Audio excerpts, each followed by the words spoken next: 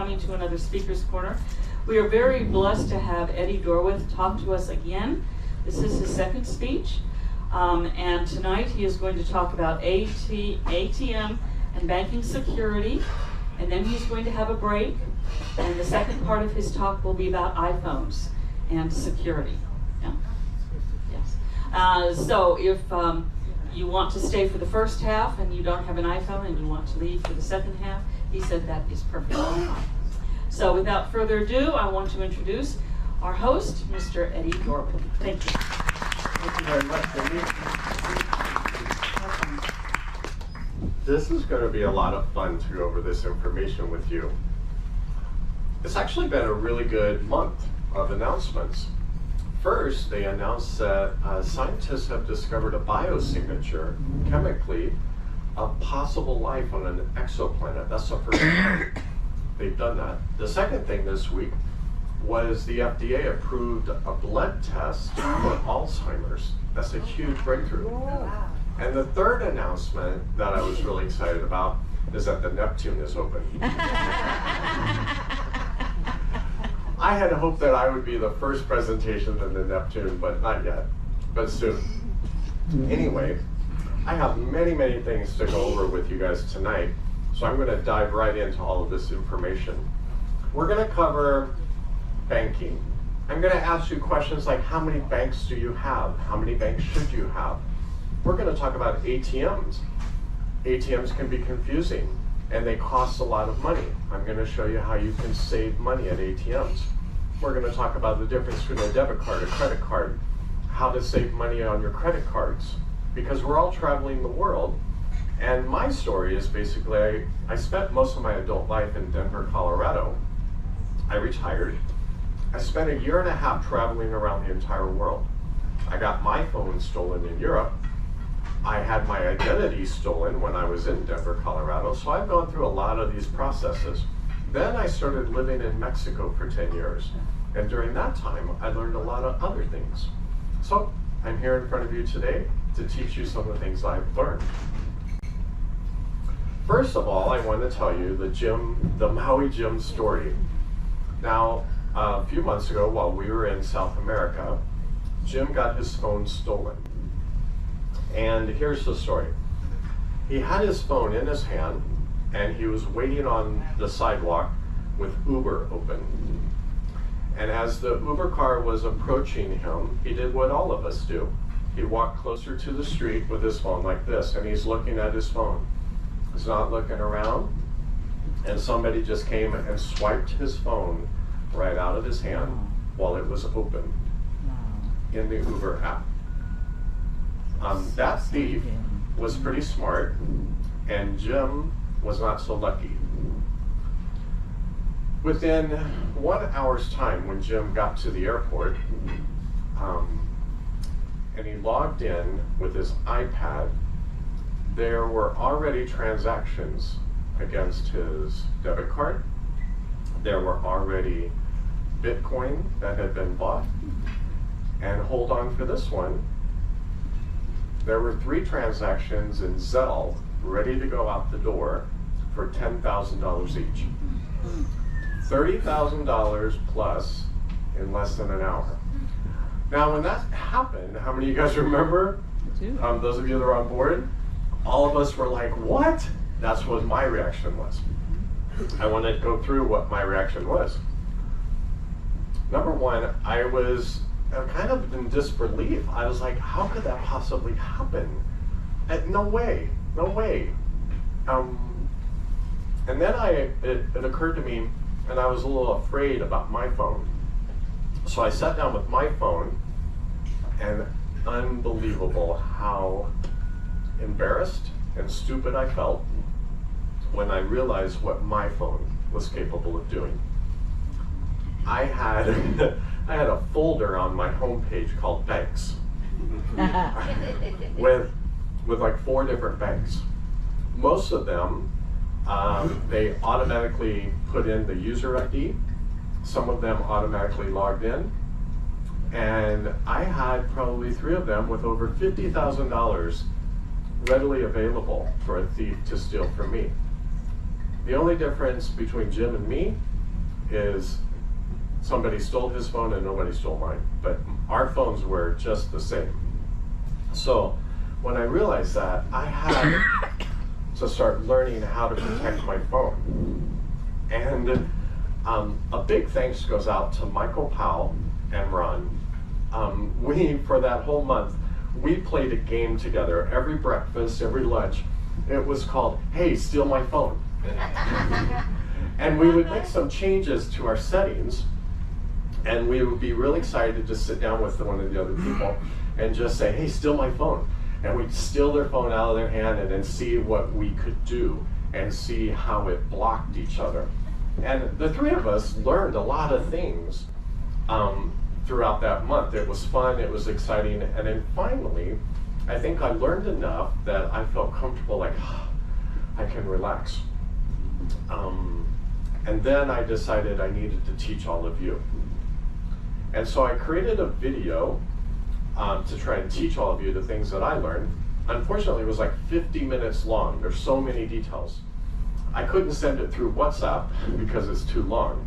So I put it on YouTube. Some of you have watched it. I'm going to try and teach you some of those things today. It's impossible to go through all of the things I've learned, but I've worked really hard over the last couple of months to create a series of videos that are made available to you guys, and I really want you to watch them. I'm going to educate you about those. But before I do, I want to talk about just some general things. Number one, how many banks do we need? Less than we have. As many as we can get. What would you say? One. Need one bank is all we need. Anyone else? I had two. 2 banks? 3 banks? There's a wide variety of ideas out here. So I want to talk about this as a community and try and get a better idea of what is the best way to organize our money. What is wrong with this picture? So if you have all of your money, let's say you have a net worth of around $300,000 and you put it all in one bank, and you have one debit card that you take off the ship with you to go get local currency, and you have on your phone that banking app for that one bank. What is wrong with this picture? You're right. Above the FDIC limit of 250. Good job. You're above the FDIC limit of 250. What else is wrong with this picture? It's on your phone. ATM card, I can take it all. If a thief, if you lost or stole your ATM card there and they had your PIN, they have access to $300,000. What else is wrong with this picture? If you wanted to cancel your card, you'd have no other access to charging or getting money. You guys are doing great. If you lost that card or it got stolen, you have no other card to do anything with. How would they get your PIN? Just for example, if somebody kidnapped you and robbed you and forced you to give your PIN, there's all kinds of things. Anything else that's wrong with this picture? Well, the fact that the app is on your phone. The app is on your phone. And on the home screen. And so right there, you have exposed yourself by taking this phone off the cruise ship, walking around a foreign city, and you are exposing $300,000 on an app on a phone that you're taking off the ship. Those are all important things. And basically in this kind of scenario, if your card gets compromised, if your phone gets compromised, you have one account with $300,000 and all of that is now compromised. Let's talk about some other options. Let's say, for example, you have one bank account that has the majority of your money in it. In addition to that, you open up another account which is just I call it a travel account.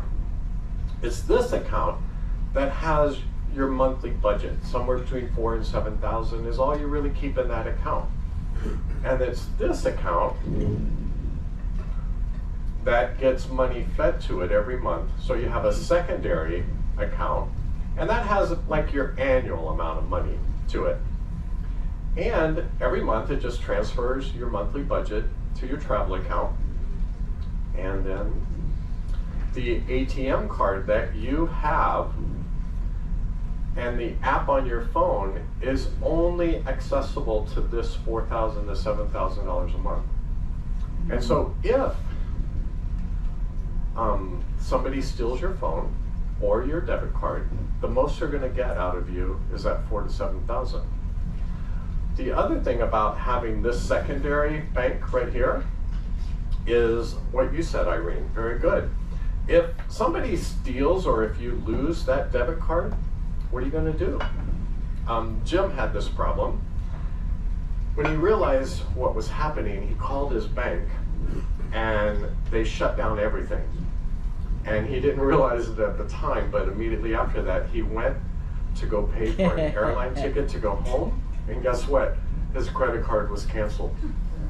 So he was in a bad situation. So what I have learned myself in my travels, it's important to have 2 debit cards and 2 credit cards and have them at different banks so that if something happens, I'm not in a bad situation. So what I'm suggesting that we think about is your primary bank account with a lot of money in it. You have a secondary bank account that maybe has an annual amount of money in it. It's automatically transferring money to a travel account that has a debit card that you take off the ship. And then that is the only bank account that's on your phone that you take off the ship.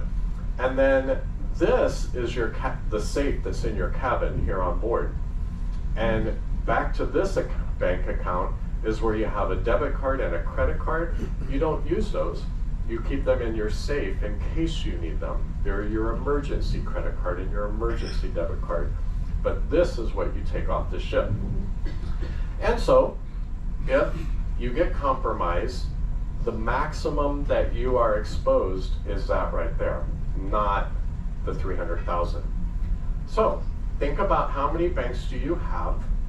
I want you to go home and ask yourself, how many banks should I have?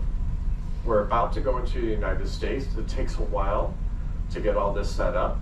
So you have the opportunity while we're in the United States. We're coming into Canada, those of you that are from Canada, to try and work on this particular situation. Next up, what's the difference between a debit card that you use at an ATM and a credit card? The biggest important thing is debit cards do not have any kind of theft insurance, fraud insurance, where credit cards do. Let's tell you a little bit more about Jim's story. I love this feature on my iPhone. It allows me to go into a store and just tap my phone on the little machine and it charges my credit card. Jim, unfortunately, he put a debit card on his iPhone. So when his phone was stolen, they took his phone to several stores and they were tapping and tapping and tapping and tapping. Over $1,000 of merchandise were bought. And that you don't get back. Some of the money that Jim lost initially, they got back because there's theft insurance, fraud insurance on credit cards. But the $1,000 that were on that debit card, so sorry, you're not ever going to get that back. Lesson for us to learn is on your iPhones, do not put a debit card, put a credit card on it if you can. Next up, let's talk about ATM cards. How many do we need?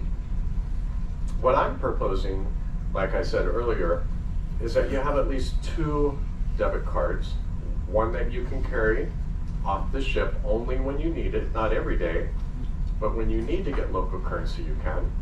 The second one should stay in your safe for emergencies. And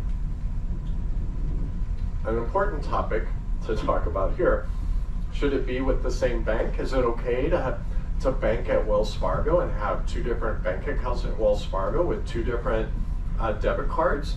You can do it that way, but And like in Jim's case, they just shut everything down when he called.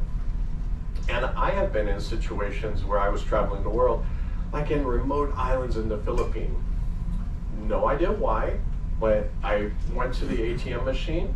It took my first debit card, it just rejected it, declined, no reason.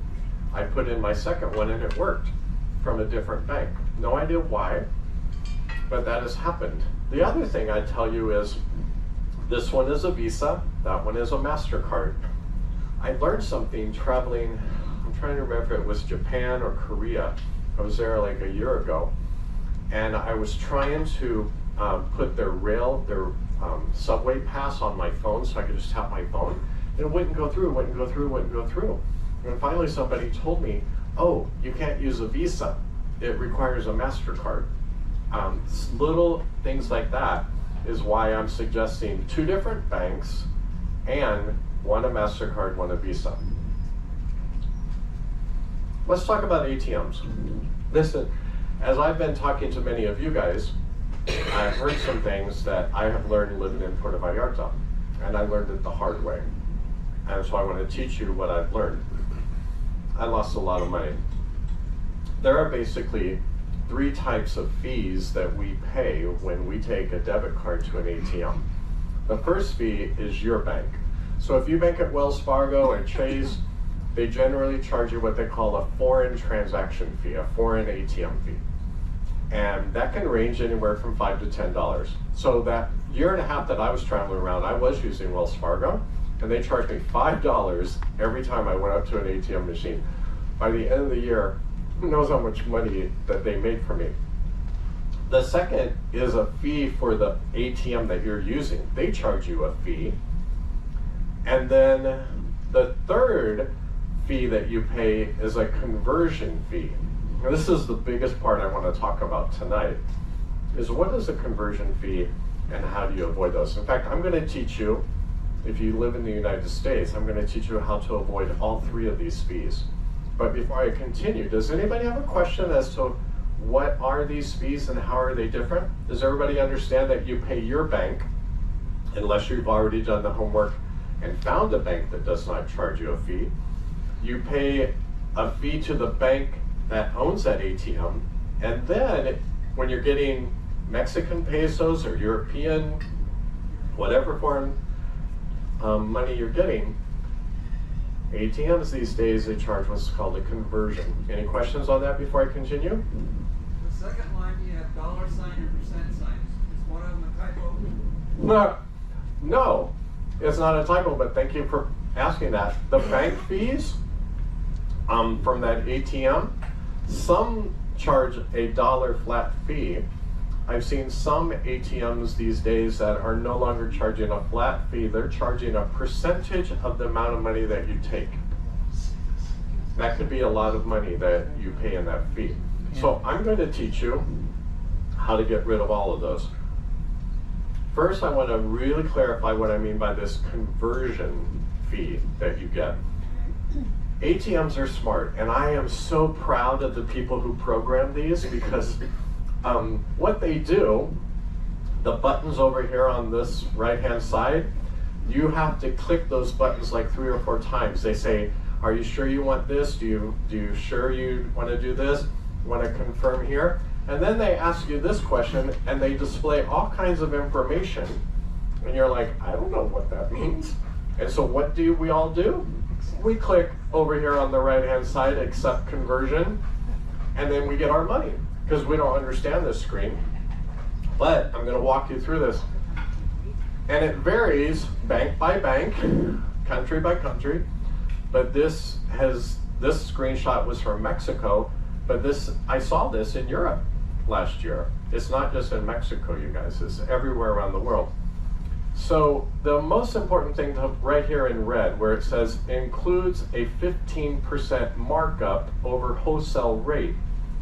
So what they're doing here is they're saying they're going to convert your US dollars into Mexican pesos, and here's the rate that they're giving you, and they do the math so that it's confusing. They don't tell you that it's like a 20 to 1 or 19 to 1. They do the math in a different way so it's confusing.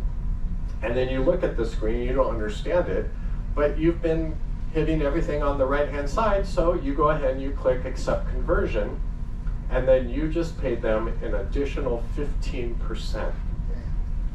Now, I've seen some as low as 6% in Puerto Vallarta.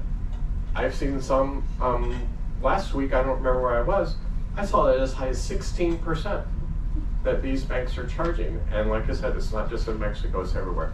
So, most people think that if you click decline conversion, you will not get your money. And so we click accept. I'm telling you, click decline conversion, all you're really declining is that markup. You will still get your money, but you won't pay that markup amount. That's crazy.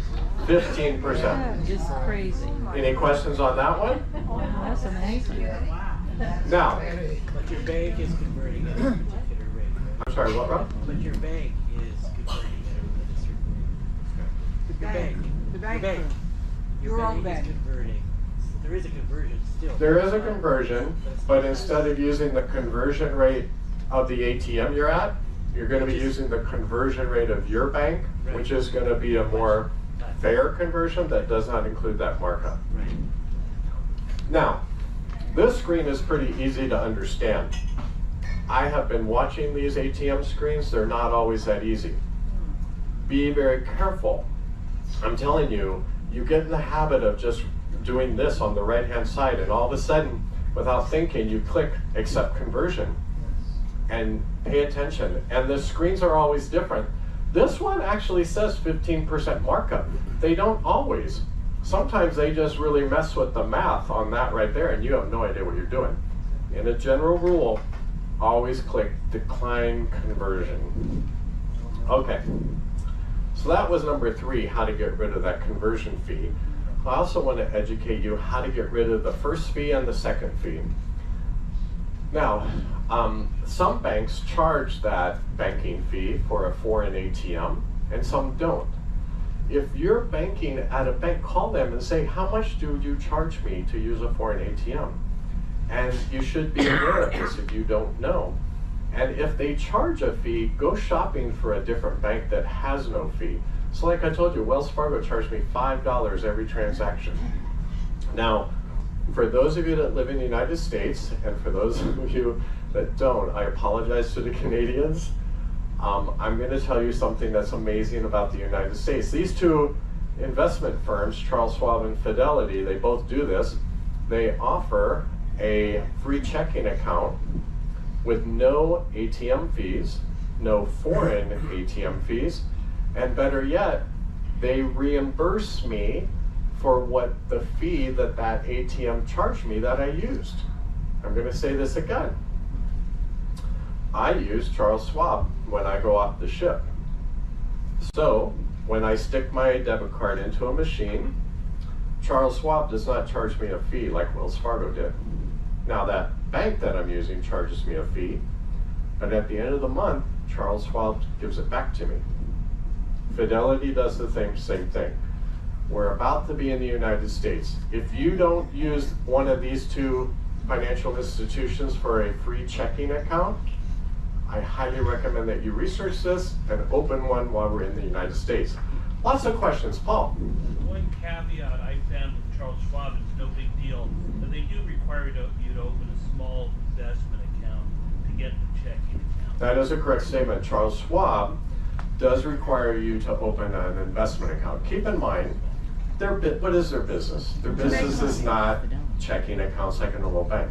Their business is to get your investment, all of your money. So this is like a lost leader to them.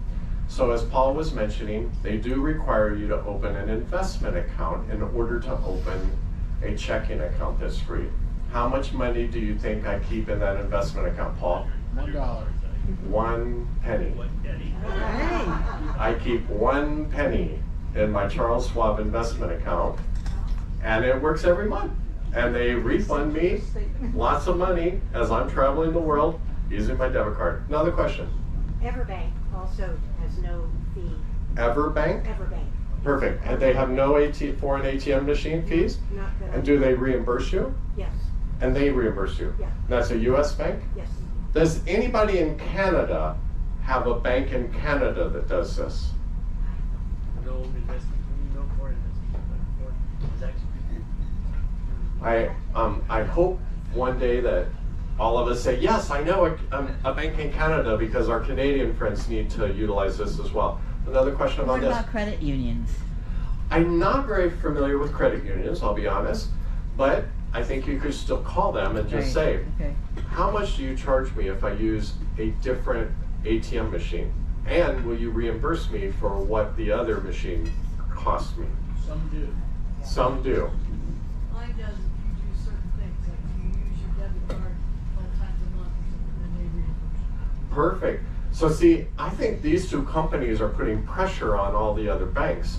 And now, Lori just said that her bank does do what Charles Schwab and Fidelity do, but only up to 12 times a month. So, the point here, shop around. These bargains exist. Don't, just because you've used Chase or Wells Fargo all your life, don't keep doing it as we are traveling the world. This can cost you a lot of money. Before I continue, one more question? Either of those have a minimum balance that you have to keep to? I use Charles Schwab. Charles Schwab has no, I don't believe it has a minimum balance. And I know in my investment account I have 1 penny. But these are just questions that you should all ask. My job tonight is to teach you these exist. Shop around, ask these questions. While we're in the United States, change your banks if you need to. And so that is how you get rid of those 2 fees.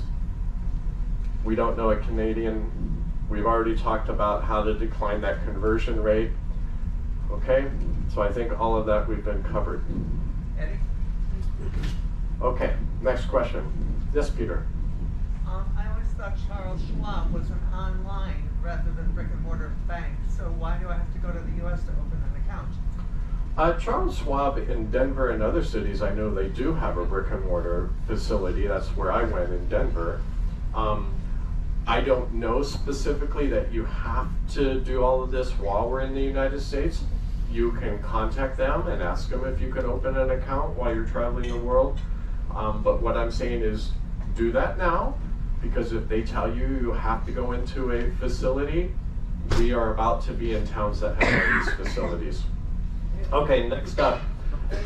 One more question before I go on. Yes, Phil? Can you repeat the question when they're asked? Oh, thank you. He said, do I really have to go into a branch location of Charles Schwab to open the account? And I said, I really don't know, but just in case you do, now's the time to do it. We're about to be in the US. One more? I have a debit card, and when I go, and I live in the United States, I'm not on the ship yet, but whenever I go into a store, I use my debit card and I get cash back, and there's no fees for getting the cash back. So I'll go into the Publix or Walmart and I'll get $50 cash back, and then I don't have to pay any fees. That's really awesome. Does it work internationally? I don't know that one yet. Okay. I will know that Check one. that out and let us all know on Circle. Okay, guys, I'm going to keep going.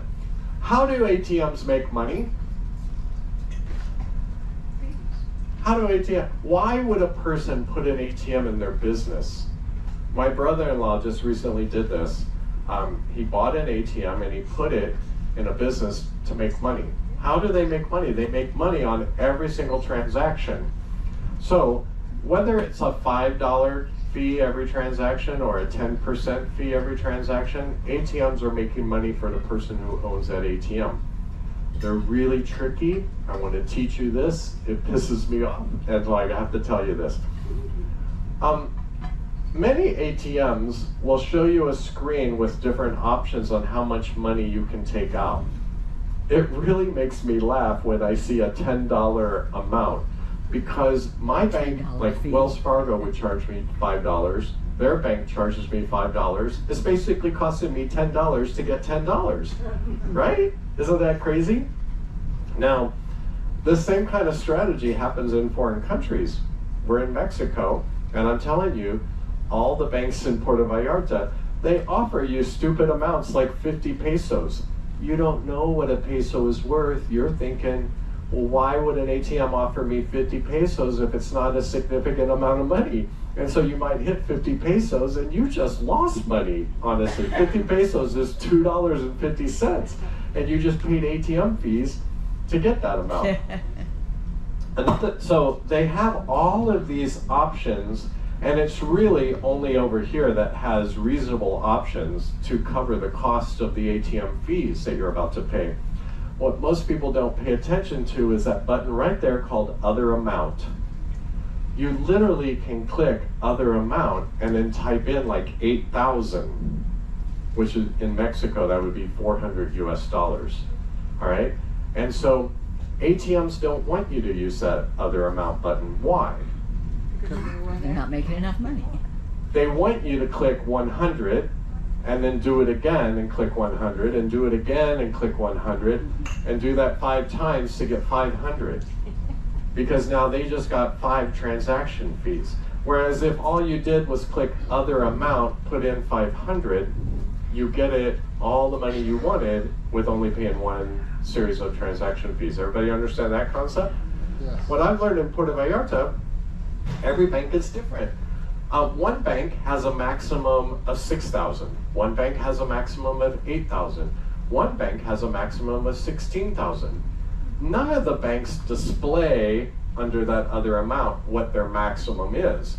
You have to do trial by error by putting in like 10,000 pesos. It'll reject it, and then like, okay, well, let's try 8,000. Okay, well, let's try 7,000. But anyway, my point here is, please don't just click these buttons here. Do the math of the foreign currency that you're trying to get, click Other Amount, and put in how much you want. If it declines it just because it has some kind of limit, do it a little bit lower until you get the amount. And then you don't have to pay 4 ATM fees just to get money. That is how they make money. Let's talk about credit cards. Credit cards are different. We need to shop around. Some credit cards charge what they call a foreign transaction fee. Most of them are around 3%, okay? Some credit cards do not charge a foreign transaction fee. That means every time you swipe that card buying things at a restaurant or a store, your bank tacks on 3% automatically. So ask your credit card company, give them a call. Am I paying a foreign transaction fee? And if they say yes, call other banks and find a credit card that does not. That's my advice on credit cards. Next up, we have all seen these little machines in stores as we're traveling around. Now, these stores are just as devious and just as confusing to try and get yet another couple of percentages of your money that you do not have to pay. This basically says, if you choose to get it in CHF, which I don't know what that, this is a Swiss one, or you can do it in US dollars, and it says pay in US, question mark. Notice that they make it really simple. You just hit the enter, which is that green button to say yes. And when we look at these, we're confused. There's a line of people behind us, and we don't know what to do. And so we just hit that green button, and guess what? You just paid another 3%. So I want you guys to add this up. If you hit that green button, you just paid 3%. If you're using a bank that has a foreign transaction fee, you just paid them 3%. So you just paid 6% that you didn't have to pay. So pay attention to these little machines. My advice, never, never, never select US dollars. This is what they want you to do. Always select the foreign amount and you won't pay that markup. In this particular machine, you have to click the cancel button in order to say no. They don't say pay in US dollars, yes or no. They make it a little bit harder. Enter means yes and cancel means no. Somebody had a question? No, Yes? I made a smart aleck remark, unless you're in the US. Yeah, correct. If you're in the US, this doesn't matter. And as we're traveling around the world, you're going to see this everywhere you go. Okay? So wait. And that 3%, it's varying. Some places it might only be 1%. Some places it might be 5%. My point is pay attention, be informed, and always click the foreign currency, not the US dollar one. Yeah? If your bank is a Canadian bank, will it say you want Canadian dollars? Oh, that's a good question. I don't know. Does anybody know? His question is, if you're from Canada and your bank is a Canadian bank and use these machines, does it say US dollar or does it say Canadian? Who knows the answer? Canadian. It does say Canadian. Okay, it says Canadian, and so it's basically saying, do you want to pay in your local currency back home? If you do, I'm glad to do that, but it's going to cost you 3%. Okay? Eddie, Yeah. don't most machines like that just show a flag where you don't have to hit enter or cancel, you just punch the flag? Isn't that how it works? You know, I've seen all kinds of strategies. What John's question was is, do they show it differently? Absolutely. There is no standard on this. It's all confusing. It is meant to be confusing because they want you to lose another couple percents of your money. Sometimes I'm not given the option to keep the machine on their side and never turn it around and click one button or the other. Oh, yeah. Do all the pressing themselves. Yeah, I've seen this a lot. The cashiers, I mean, think about it. If you owned a store, would you not teach your cashiers to do all of this for the client? Right. Don't show the client this. Just say, oh yeah, give me your credit card. I'll do the buttons for you. What do you think that cashier is doing? Which button are they hitting? So my suggestion, always ask the people for the machine, you push the buttons, and you make sure you tell that cashier, I want it in your currency. All right, let's keep going. Let's see what's next. Okay, let's talk about this. Now, I live in Puerto Vallarta for the last 10 years, and I learned the hard way that when I leave my house at night to go bar hopping, I really don't need my great big wallet full of 4 credit cards and all my money. I really only need this. I have seen some of you leave the ship with your purse and your wallets that have all kinds of stuff in it. You don't need that. Let me show you what you should have. Go buy one of these. They only cost like $5 or $3. Inside of this, you should have 1 credit card. Not a debit card, because if it gets compromised, there is no theft insurance. Cash only for today. When you go off the ship, how much money do you really need? You might go to a store, you might go to a restaurant. Do you really need $500 cash in your purse or in your wallet? Just take enough money for today so that if somebody steals this or if you lose it, you're only out a small amount of money. I also keep my expired driver's license. It's important to have an ID in here, yes, but it doesn't have to be a valid one. This is actually my expired Colorado license from years ago. It still has my photo, it has my ID on it, and if I lose this wallet or it gets stolen, no big deal. It was my expired driver's license. So keep some kind of ID, but you don't have to keep your current driver's license. If you're asked for your ID in the US and it's expired, they won't accept it. That is a good statement. I have run into that in the United States. I went into a bar, they asked for my ID, they checked the expiration date, and they said, sorry, you can't. So in some situations I've gotten burned by this, but in foreign countries, I have not had a single foreign country look at that expiration date because it's all in English and they don't understand it. I keep a colored copy of my passport. Another great idea. Many people keep a photocopy of their passport in that little wallet as they're traveling around. Another thing that I do is I have a photo of my passport on my phone. I also emailed myself that photo of my passport. So if I'm somewhere and my passport gets lost or stolen, I can log on to my email account from any computer in the world and get to a photo of my passport. So take a picture of your passport, take a picture of your driver's license, put it on your phone, email it to yourself, and maybe print it off and carry that in your little daily wallet. I keep messing up on these buttons, aren't I? Going backwards and forwards. Okay, let's talk about your secondary wallet. Just a second. Your secondary wallet is something that you should keep in your cabin safe. This is where you have your emergency credit card, your emergency debit card, a whole bunch of cash, and that is kept here on the ship. It does not go off the ship.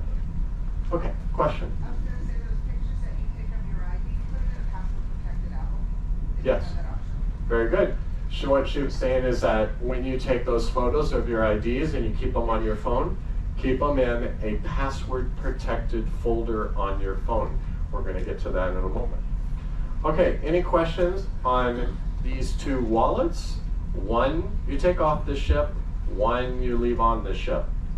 Think through what it is that you are taking off the ship every day and ask yourself these tough questions. Do I really need that?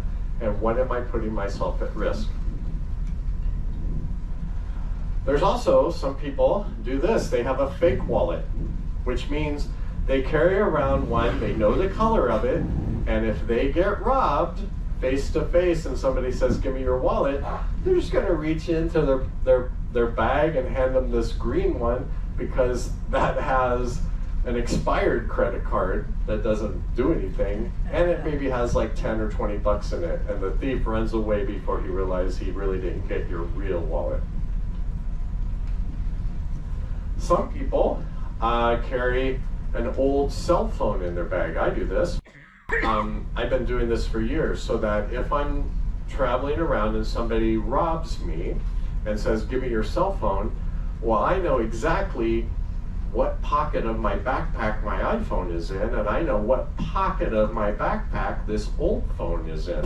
I'm going to reach down and grab that old phone and hand that to him, not my new phone. Another option for you to consider. And then here's the discussion that I've been having with many of you as I've been researching this. How do I say this? We have invested a lot of money in our lifestyle. Should we not invest a little bit more and buy a second phone? I am letting you make this decision for yourself, but I'm telling you, when we get to California, I am going into an iPhone store and I am buying me a new iPhone. I will have two phones. And let me tell you what I have thought through and what the two phones should look like. Phone number one is what I carry off the ship. For me, I'm going to take the one with the best camera, which means the brand new phone that I'm just about to buy. That might seem really crazy that I'm taking a brand new iPhone off the ship that might be stolen, but for me, I want those photos. This is something that you can consider.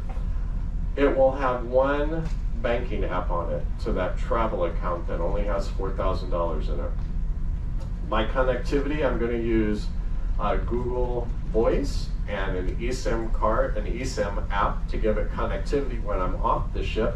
And then I'll put all kinds of apps on that phone like WhatsApp, Google Map, Google, things like that that I use, GPS My City. That's my phone that I take off the ship when I go to port. My other phone will stay in the cabin, in the safe. That has the older camera, all of my banking apps. I'll just use the Wi-Fi connectivity. I don't really need an eSIM app. I'll probably have it installed, but I don't necessarily need it. And that's my emergency phone. So if I lose this phone or if that gets stolen, I have a secondary phone that's just as good. This is what I call the two phone option. Think about this. Yes, John. I love the idea, but my question, concern is that if you use the same Apple ID on both phones, can they somehow get into your information that way? John's question was if you have two iPhones, Can the thief get into your Apple account and still mess you up? That is part of the things I'm going to show you in second half of today, is how to protect your Apple accounts. What's an eSIM? A SIM card is that little thing that we used to put in our phone to give us a cellular service. An eSIM does it electronically. It's just software. There's no hardware. Another comment, a tablet would serve as basically the emergency phone. That is true. So you don't necessarily have to have a second phone if you have another Apple device, like a tablet, what is that called? iPad. An iPad. I don't have one. But yes, so you don't have to have two phones. You could have a phone and your secondary one could be your iPad. Very good point. What time is it? 9:15. 9:15. I have 15 minutes. I knew I was do the other fast half. enough. Sorry, we're just going to skip over all this. I want you to watch this video. No more questions. I will learn how to use these buttons. I want you to watch this video that I made Eddie, to ask teach Siri, you she'll tell how a thief does this. When a thief steals your phone while you are just standing on the street corner with Uber open, I'm going to show you what he will do. First, he will just swipe away from Uber. Then he's going to go into your settings app. From there, he's going to scroll down to display and brightness. He'll scroll down where it says auto lock. And he's going to immediately change that to never. Now your phone will never auto lock itself from inactivity. And he can just set your phone aside, come back and use it whenever he wants. The next thing he's going to do is he needs to find what bank you use, and he needs to find your email application. Now, he doesn't have to go searching through all of your apps. No, it's much easier than that.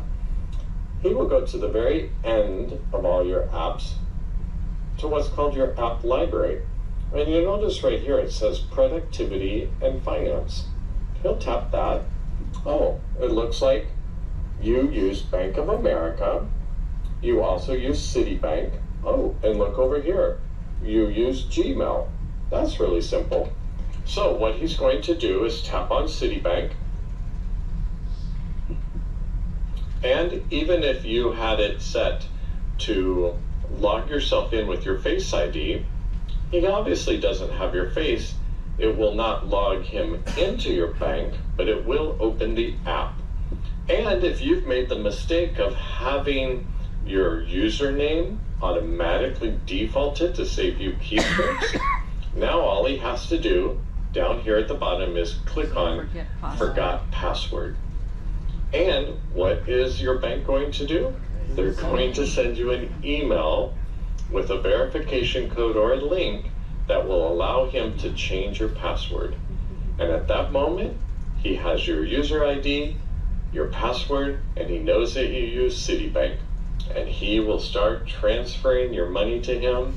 He will start buying Bitcoin, and you're going to lose thousands of dollars. It doesn't take that long for a thief to break into your bank account when he steals your phone when it is open.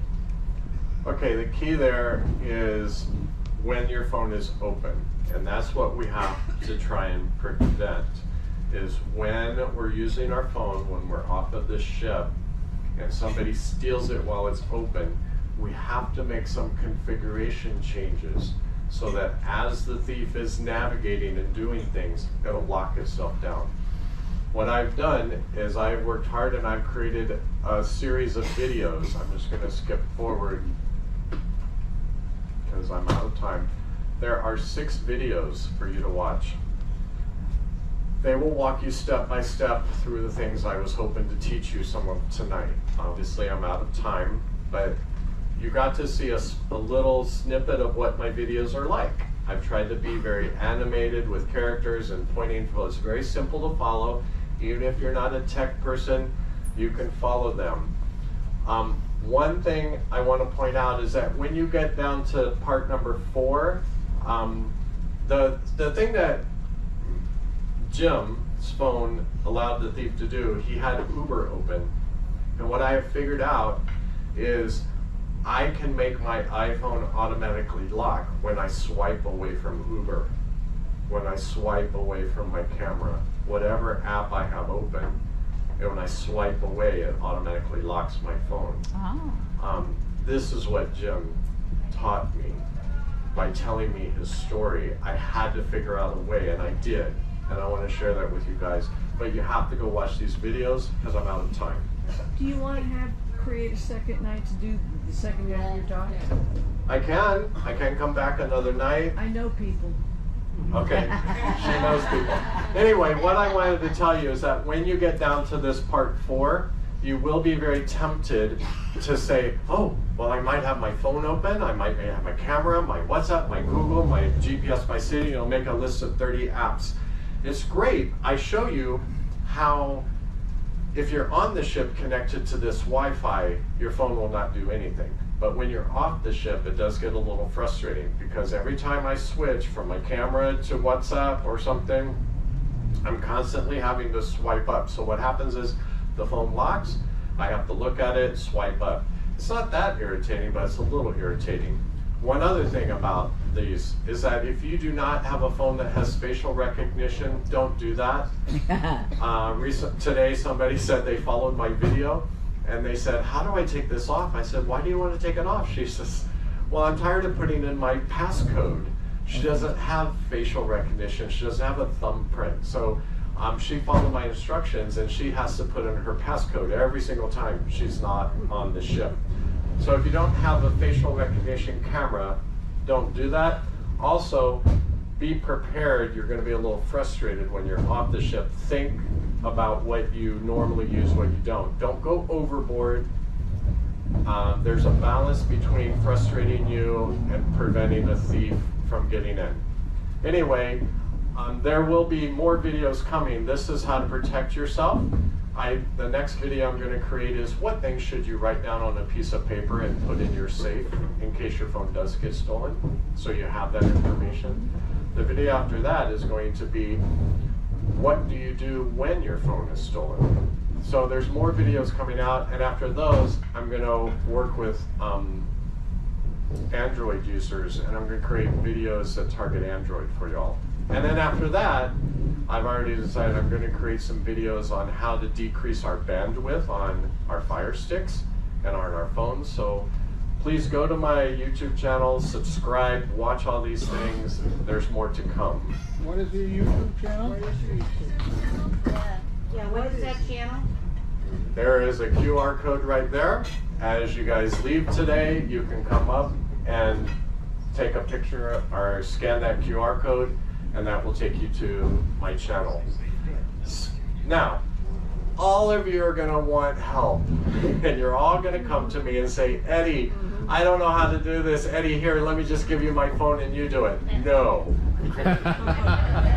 You must try it first. I worked hard to create very simple videos. Watch the videos, try it yourself. I still know many of you will be confused. I have a group of people who have been willing to help you. Cheers to Jim Maui. He is one of them because he personally knows how frustrating it was to go through this experience. Claire Ellen got her phone stolen down in South America. She is not a tech person, but because of her experience, she is learning it and she is willing to help you. Michael Powell and Ron, this is my team that I've put together. So as you have questions, don't just come to me. It will overwhelm me. Utilize my team. And with that I think that's all I can do for tonight. Thank you. You turn the back.